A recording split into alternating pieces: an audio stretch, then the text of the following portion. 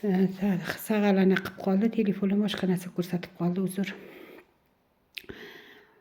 Shuni artdiganda shu qilmaydi. Mani ishimni yomonlayapti deydi-da, shu odam qilmaydi. Shunda ne qilmaydi? Kibri yo'l bermaydi. Sen mani ishimni yaxshi demayapti, yana qaytadan qilamanmi deb. Shuni chiroyli qilmabdi, bolam shunaqa qilibsiz, mana shuni qilib qoling, mayli, mani kuchim yetmaydi. Yoki o'zi kesatib, o'zi artib qo'yib, mana bunaqa qilib, yo bolasiga chaqib berib, kelinlarini ishdan kelganda, charchab kelganda, har qanday erkak kishi tinch uyga kelganda yaxshi muomala qilishini xohlaydi, mana shu qaynona kelinlarni ahil o'tirishini. O'shanda o'sha yerda ishi zo'r bo'ladi. Erkaklar ishlayotgan ishi. Yaxshi o'tirsa, shu kelini bilan kelsa, bolangga qarab o'tirdim. Men qarasam, sog'inib ketdim. Bunga nima olib kelding? deb mana shunaqalar gapirsa, shunaqa bo'lsa yaxshi bo'ladi. Men aytayotganimcha, O'zbekistonda filmlarchi bor-ku. Bir xil mavzu jonga tegan. Bir xil mavzu. Yoki kelini o'g'ri bo'ladi, keyin topilib qoladi tillasi, yo mana bunaqa bir mashi qani mashi Qirg'iziston 5 degan kino, Jannat degan kino ishladi. Shunaqa kino ishlandimi? Ishlandi, ya'ni yaxshi filmlar ham bor. Shunda film ishlaylarki, mana shu blogerlarni qiladi, bir mazza qilib tomosha qilish kerak shuni. Mazza qilib ko'radigan film ishlaylar. Demoqchiman. Men birovlarning aybini, anaqalarni topadigan anaqa bo'lib chiqmadim. Lekin o'zimni o'sha ichimdagi fikrimni bildiraman. Menga like bosinglar, kommentariya qo'yinglar demayman mana. Men pul ishlamoqchi emasman. Men shu hayotda bo'layotgan narsalarni yolg'on gapirmasdan, borini gapirib, shunaqa qilib ko'rsatib chiqmoqchiman sizlarga, endi aytmoqchiman. Shunaqa mavzularni qilsak yaxshi bo'ladi. Alloh taolo sizga bir singizni yo bir qarindoshingiz sizga 4 ta olib kirdi, o'sha olib kelib ko'rishga keldi. O'shani qalbini Alloh yumshatgan bo'ladi, bor, o'sha opangizga bor. O'shani ko'rdi, yumshatib, o'sha qo'liga ham o'sha rixsi berib qo'yib, shu olib keladi. Bir narsalarni uyga bir narsa olib kel, Alloh berdi deylar shuni. Alloh berdi bugun menga. Mayli xo'jayiningiz olib kelar, bolangiz olib kelar, shuncha go'sht yo bir nima, Alloh berdi shuni bizga. O'shani qalbini, shuni uyingga narsa olib bor, shunga rixs berayotganda, shuni qalbini yumshatib, uyingga narsa olib bor deb yumshatib turadi-da Alloh taolo.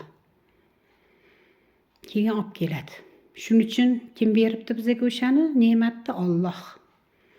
Hamma narsani Alloh beradi bizga. Biz bilmaymiz. Bandasi faqat sababchi. Bandasi sababchi. Bir xil ko'yni tikada tikuvchilar ko'yni chiroyli qilib tikib beradi. Voy chiroyli qilib bir ham yaxshi yoqdi deb keyin o'shani pulini beradi. Berasiz o'shanga. Halol mehnat qilyaptimi? Qilyapti. Shuni ham shu menga Alloh rixs beryapti deb aytadi shu tikuvchi. O'shaning uchun duo qilaylik. Duoda katta gap. Bolalarimizni ham duo qilaylik, erimizni ham duo qilaylik, kelinlarimizni ham, hamma nevaralarimizga ham duo qilaylik.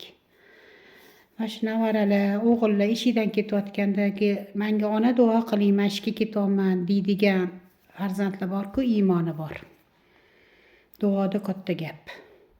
Bizning ota-onalarimizni shu akalarim institutda o'qiyotganda, qilayotganda, ertalab turib 4 ta tuxum suvda pishirib artib turardilar, onam rahmatli.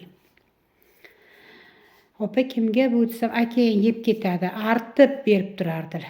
Keyin men choy ichib ol, sutli choyi, anaqa oq choy ichib ketmam, tuxum yeb ketgindirdilar, qarang. Mehribonligini qarang. Ham suvda pishirib, xoh u uylangan bo'lsin, akam. Yo uylanmagan paytida ham shu artib berardilar. Nima qilibdi artib bersa? Men ana qilsa-da. Keyin onam rahmatlini men maqtab chiqaman har doim. Onamni maqtayman, ota-onamni men gapirmasam kimga gapiraman? Onam rahmatlichi kechqurun bir uyqulari tinib olardi-da. Keyin kiyimlarni u paytda kir mashina keyin olingan shakl, Kirgiziya degan mashina bo'ladi. Kenayimgilarni kirlarini yuvib qo'yardilar. Jiyanlarimni kirlarini yuvib qo'yardilar. Kechqurun voy oyijon bekor yuvibsiz, o'zimiz qilardik deyishardi kenayimgilar. 4 ta kenayim bor.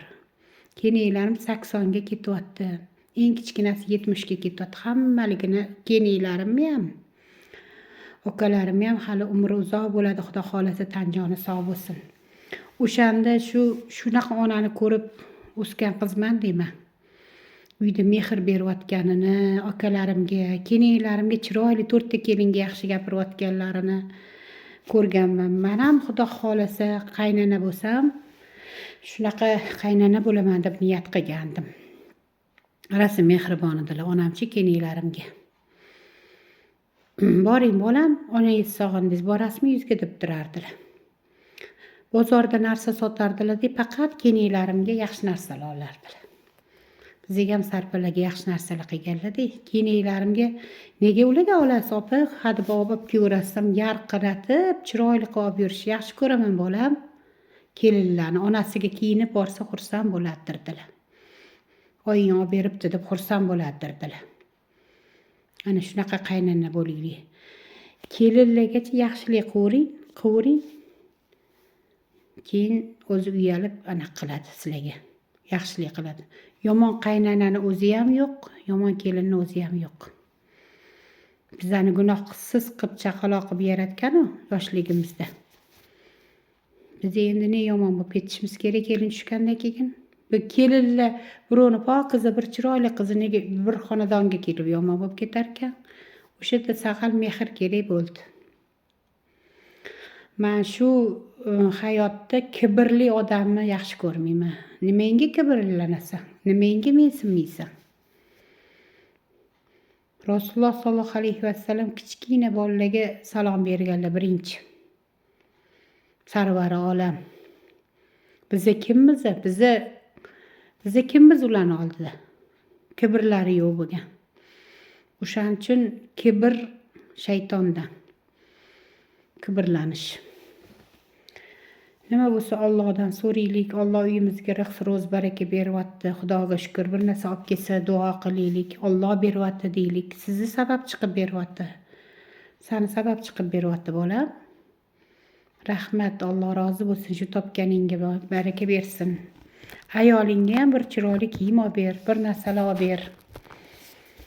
Desangiz, shu kelinlarning sizga nisbatan ko'ngli shunaqa yumshab ketadi.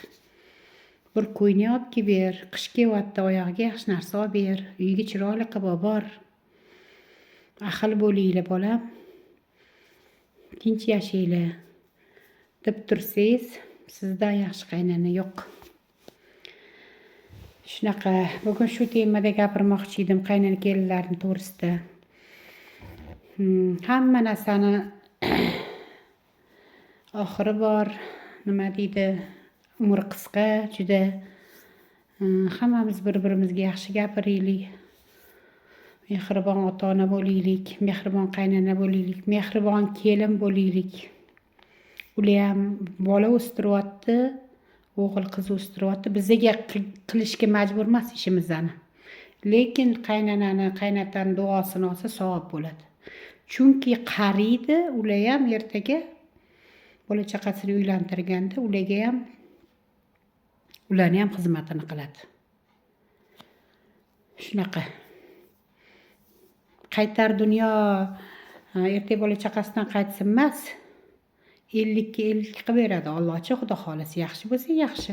Mana kichkina bolalaringga ham yaxshi yedirsang, kichkina paytida yaxshi qarasang, sizga qaytarar ekan. O'zingizni bolalaringizga qilgan yaxshiligingizni ham Alloh taolo qaytaradi. Birovni bolasi kelsa, uyingizga kelin bo'lib tushganlarga ularga yaxshilik qilsangiz bor-ku, Alloh sizga qiyomatda boru ajr savob beradi. Katta ajr savob beradi. Shunaqa. Men shu gaplarni gapirmoqchi edim bugun. Hammanglar tan joninglar sog', umringlar uzoq bo'lsin. Topgan tutganinglar Allohning uyiga borishga munosib bo'lsin, o'sha yerga yaratishga ishlatilsin. Umringlar uzoq bo'lsin. Uyinglarga baraka, rizq ro'z baraka, tinchlik xotirjamlik ato qilsin. ota-onalarim oldin ketmas davlat, keyin fe'l berdirdilar. Onam bilan adam shunaqa deb duo qilardilar. Juda shuni ma'nosi katta ekan. Sizlarga ham ketmas davlat, Xudo xolasa, keyin fe'l bersin qalbimizga. Tan joninglar sog', umringlar uzoq bo'lsin.